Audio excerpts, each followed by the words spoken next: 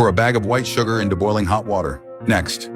This is what we do to a gas! This becomes the deadliest weapon in prison. Anyone splashed with it is disfigured on the spot. Some inmates can't handle the pressure of this environment and start cutting themselves over and over again. Only pain can calm them down. On his first day in prison, John witnessed all of this. He tried to comfort his cellmate while secretly pressing the emergency alarm in the cell. Not long after, several correctional officers wearing helmets and carrying riot shields stormed in. They dragged the out-of-control cellmate away by force. The scene deeply shook the 50-something-year-old John. 2 days passed, and that cellmate never returned. Then Mike from the opposite cell suddenly walked in. He casually grabbed a bag of sugar that belonged to the cellmate.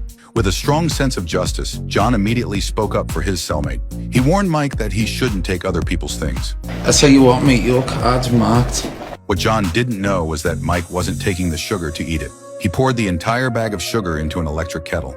Soon, a pot of boiling sugar water was ready. Mike carried it straight out of the cell. The next second, he threw the sugar water directly onto another inmate's face. Only then did John realize he had messed with the wrong person.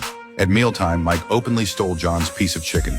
For the first time, John said nothing. But when it was John's turn to line up for a phone call, Mike cut in again. He snatched the phone away, stealing not just a spot in line, but the limited call time every inmate depended on. The people around them only watched coldly. No one stepped in. John had no choice but to walk up and try to take the phone back. Give it off. Give me this off or I'll snap you, Joe. But he didn't want to escalate things, so once again, he backed down. When John returned to his cell, he found that his cellmate had come back.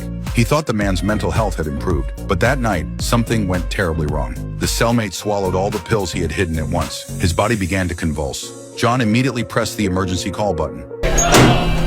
Get in here! Immediate assistance. The guards arrived at the door, but they didn't open it right away. They waited outside for backup, and only after reinforcements arrived did they finally unlock the cell. By the time they tried to save him, it was already too late. The cellmate died right in front of John. The next day, John lined up to call his son. The moment the call connected, Mike walked over again. Without saying a word, he grabbed the phone. John followed closely behind Mike, shouting loudly. He kept disrupting him, making it impossible for Mike to talk. Yeah, I mean it. Mike responded with violence. John's nose immediately started bleeding. Everything was seen by a gang leader nearby. He had always wondered why John never fought back. I'm a teacher. John used to be a teacher, someone who should represent civility. But Mike saw him as an easy target and constantly provoked him. He spat into John's food tray and called him a coward. Then one day, things began to change. A brutal-looking inmate approached John. He had heard John used to be a teacher and wanted help writing a love letter to his wife. John agreed without hesitation and even offered to teach Simon how to write, so he could write to his wife himself in the future. And just like that, John made his first friend in prison.